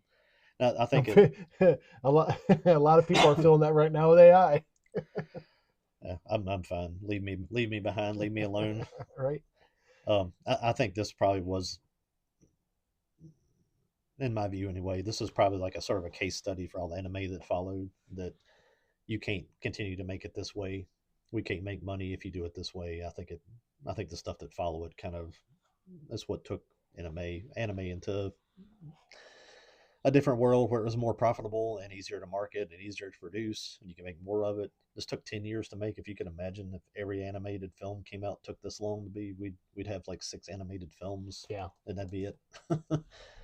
um, the other weird thing with, like, we see it in Evangelion, where they have all these like crazy things, with like the when the city wants to go underground, you get into this animation of all these like massive structures and stuff, and Yeah. all this crazy design that has absolutely nothing to do with the story, but it looks really cool. You get that a lot with the mech anime, or like the mech scenes where they're like moving levers and things get, and like machines move into other machines and stuff like that. Yeah, I, it's I think Otomo was so fascinated on that and this and the details on the technology of all the Steam stuff that I think he probably, if he's going to do something different, he probably could have spent a little bit more time in developing the characters and get a little bit more story, because it's a pretty straight, not shallow story, but it's not a lot of story. And the characters are, they're not iconic. There's not anybody in here that's like, man, let's dress up and let's all go cosplays as these guys. right. There's not an Which I'm Aaron. surprised, because again, the steampunk aesthetic is really popular with cosplayers. Yeah, it is, but I mean, like Kaneda Oh yeah, get from that jacket. Akira, Yeah. or pick your guy, the guy from Chainsaw Man, or Aaron from Attack on Titan. All these guys, they're, you can say the name of the anime and you're like, oh yeah, Aaron. You know the character. I didn't even know until I went back and, like, after rewatching this thing, didn't remember that his name was James Ray Steam. Right. And kind of weird too that it's not uncommon. I think they actually do that in Metropolis, where one of the boys is voiced by a female. Yeah. Um, James, or Ray, and this is voiced by Anna Paquin, however you say her name. Really, I didn't know that. Yeah. Yeah, because she was younger. She was like a teenager at the time, so Yeah. they wanted that sort of pubescent boy voice, and chose her instead of just getting a boy. I guess if you're doing a film that took 10 years to go, I guess if you started with a boy that sounded like a kid, 10 years later he'd sound like a different. He'd sound like a man. Um, but yeah, that the failure of it in the U.S. I don't know that it was competing against anything major or anything like that. It's just that Well, I mean, especially it the time wasn't. that it came out, anime wasn't real mass market at the time. Yeah, So yeah. having a theatrical release for an anime film that's not, let's be frank, not Disney and not DreamWorks, people aren't going to pay attention. You wouldn't have had people back then. They're like, "Oh, did you hear about this steampunk movie that's coming out?" Those Yeah. people would be like, "Steam what?"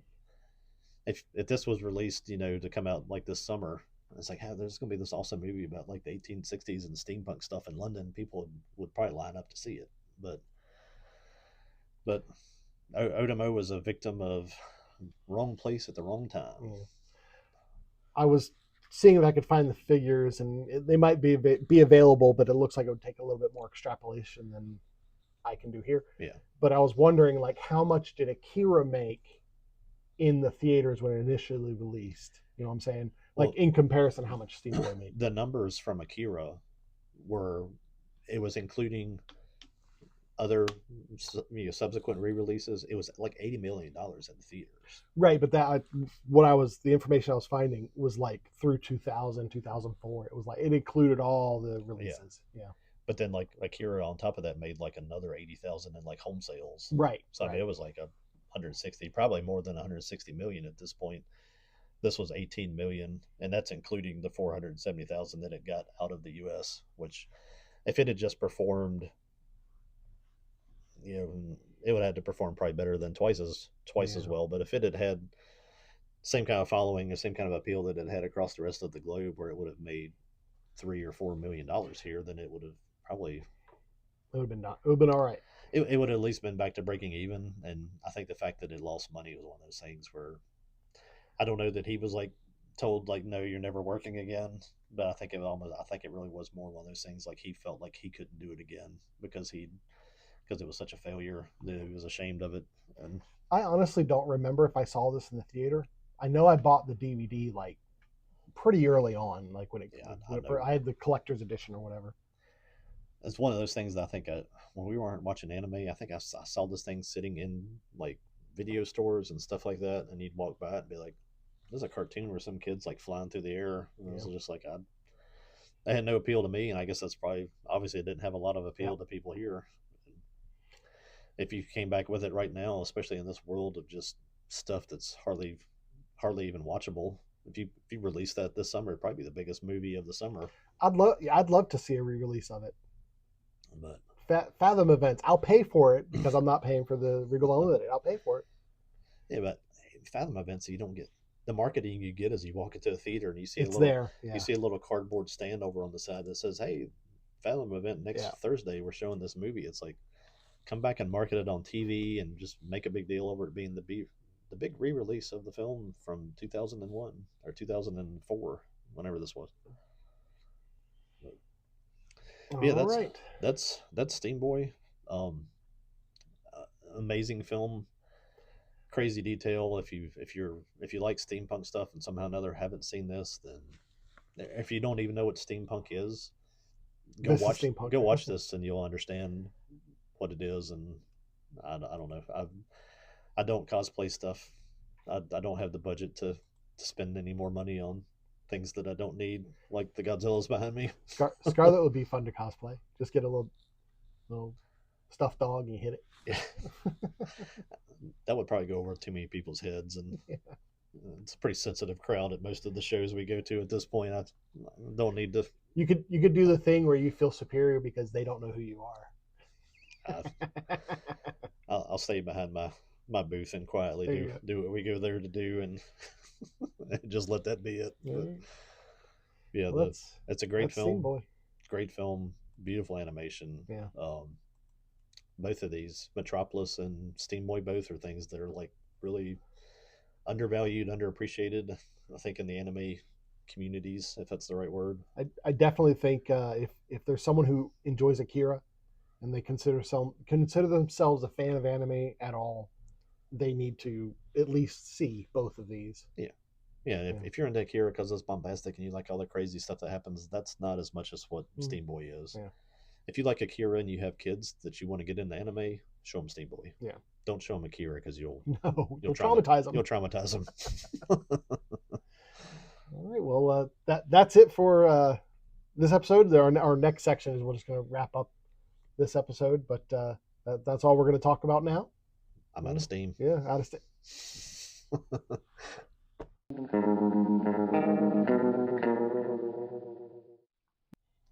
All right, well, that wraps up this dessert episode for this month. Yeah, and probably going to kind of wrap up the way we've done appetizers, main courses, and desserts for a little while. Pretty much like the way we organized this from day one was we had appetizers, we had main courses, we had dessert, and we had coffee service. Yeah. And those would be different topics that we would talk about every month. So each week we actually talk about kind of different things and different focus on the media that we're talking about. But we also tried to have it kind of, especially by the time you got to the main course, roll over into a dessert that was related, into a coffee service. Well, the dessert was kind of more of a trailer thing. Yeah. Then into a coffee service that was related. And then if we had a fifth week in a month, we would throw in like a leftovers, and it would be kind of something else that was kind of related to that topic. And I think to make it easier on ourselves, we're going to kind of restructure. Well, when we first started this, the initial idea was like, hey, we'll get together, record for a couple hours, we'll put out like one episode a month. No pressure, just whatever happens. Yeah. And then if you look at the first couple episodes that we put out, they're long. They're like 4.5, 5 hours long. It's ridiculous because we just rambled. And we were like, okay, well, let's take the episode that we record for like 4 hours and cut it up throughout the month. And what that eventually led to was, since we were cutting it up, we had the course organization with the appetizers and the main course and the dessert and leftovers and all that. We were having to get together, and we have been having to get together more than one time a month. Yeah. Sometimes like 3 or 4 times a month. So the idea of like, well, let's not do a weekly thing because we don't want to commit to that. That went out the window just because of the way we talk. Yeah. Yeah. And sometimes too, we're like, let's get together at like 9 and we'll shoot all day. By the time we get around to shooting, it's like noon. It's noon or 1 o'clock because we're fighting with microphones or got delayed getting together or whatever, or even just trying to get our stuff ready to put on slides and all that kind of stuff. So we did it today. Yeah. And I was like, hey, I'll be there about 9. I got here like at 10:30, and then it was like 11:30 because we were messing with slides. So it's just. So what we're going to do is we're going to change to a weekly format. So we're going to plan on getting together once a week. Yeah. And recording an episode of some sort. Yeah. And we're going to try to keep it targeted to definitely something that's easier to digest and to. We'll probably still have segments that we can kind of break into smaller stuff, but for a total thing, trying to target that sort of 55-minute window. Yeah. Just a little bit less than an hour, so that if somebody likes to listen to a podcast while you're walking on a treadmill or doing whatever your other stuff is, or while you work at a spot, you don't have a choice of like, I could listen to these guys, but it's 3.5 hours. Yeah. And even for the past couple of months, we've been trying to pull our conversations down. And like even this dessert episode, we were like, hey, we'll talk about 20, 30 minutes. Yeah, both of us talked for 45 minutes about the topic. So we do tend to ramble. And so one of the ideas we have is we're going to bring topics to talk about, but it's not going to be specifically like, well, this is like a main course, or this is something I watched, or this is something I'm looking forward to. It's just what I want to talk about. The Matrix, and then all the movies that are like the Matrix, and then the movies that it might just be like, I watched the second Matrix movie the other day. Let's talk about that. Yeah. Something like that. So that's pretty much the idea, and we're gonna go for that 55 minutes, and whatever we can fit into that about an hour, that's what we'll talk about. Yeah. And we're gonna try to be a lot more strict, a lot more stringent for ourselves to try to hit that amount of time, both for our schedule and yours. Yeah, like I said, we're mainly doing this as a reason just to get together and hang out and talk about stuff that we're watching, and sometimes get you to see something I haven't, that I've been watching, or vice versa, back and forth. And but we've been bringing way too many topics to everyone. Yeah, so. I think the Matrix was the thing that really got me. Yeah. Like the amount of like extra watching and reading and just research, and like the amount of homework I had for the Matrix was insane. And we still didn't cover half of it. No, definitely not. And I was just like, this is too much. We're putting too much on ourselves. It's for at least for me, there are times that I wouldn't say I didn't enjoy it, but it wasn't fun. Yeah. It was getting to that point, and I didn't want to get to a point to where I dreaded having to do some of this stuff. Just the fact that they have all those Matrix comics, I wanted to go back and read through those things, and it was just like. Well, that's one of the ideas with this is, since we're going to go to a weekly format, we might bring things that we are in the middle of. So one of the things I've said before, where I don't want to bring an appetizer topic unless I've watched a whole season. Yeah. But specifically thinking about Danijel, since that was one of the things we've talked about, we will probably talk about Danijel as it releases. Yeah. Which if it's we might hit a stretch when the season starts. If they're doing one episode a week, we might do some shows that are just weekly covering that episode. Yeah, it'll be like, hey, we're going to talk about Danijel this week. Yeah. But also, we've talked about like Avatar: The Last Airbender, The Dark Tower. Those are some things like I would like to get into, that Joel's really into. That it's a lot of media to get through. So I could watch 2 or 3 episodes of the Avatar: The Last Airbender and come in and be like, hey, I've watched these episodes. I want to talk about them. Can you imagine drawing the Dark Tower out of the tablet for next month? There's 8 books. There's 8 books. Let's get 600 pages each. Yeah. And read those by next Monday. And that could be a part of what we do. It could be hey, we're going to have like one of the segments is we have a little book club where we decide that, hey, we want to read something, talk about the Matrix comics. We could be like, hey, you know what? Let's both read the Matrix comics and we'll talk about that next time. Yeah. So we're taking the idea of pretty much the entire show and just like getting down to just the basics and making it easier for us to produce, making it easier for you to consume, and hopefully more enjoyable all around. We'll still try to not tear stuff down. Yeah. If we can, we want to stick to things we enjoy. Yeah, especially if we're bringing stuff every week and we're bringing maybe 2 or 3 things that we want to talk about. I want to talk about stuff that actually brought me joy. I'm not saying that I'm not going to attack the Odyssey trailer. Okay. Yeah. Oh goodness. That's one of the things that the dessert episodes with trailers we struggle with that. We've been struggling with that for like a year now because neither of us felt like it was. I think saying that the more that comes out, it's just me just like taking that little like the right. little grenade and just let's talk about the Odyssey. Run. Mm-hmm. Yeah. But we also. We have some ideas and there's some stuff we could talk about the short media that we can put out and again the shorts. We don't know what we're going to do. We like to keep it Appalachian dim sum, so keep food involved somehow. Yeah. And we're going to try to get together in the evening, so we might actually like pair dinner with it. So I don't know how all that's going to go into it. It could literally be we just have some snacks. Or we have a whole meal. I don't know. We'll play by ear. Have some good meals, and that's fine with me. Won't be so many experimental things, maybe. Right. Hey, I've enjoyed what I've done, but it's been weird. Yeah, it's been weird. They're fun to mess with. Fun to mess with. Sometimes. Yeah. All right. The other thing we're going to do is since we're going to get together weekly, we realize that sometimes we might not get together. So we are also going to produce like pocket episodes where this is the episodes we have in our pocket in case we can't get together for that particular week, which might actually happen for the first week of next month. We'll see. But there's plenty of with stuff that we're talking about that it's most of which is as old as it is. Yeah.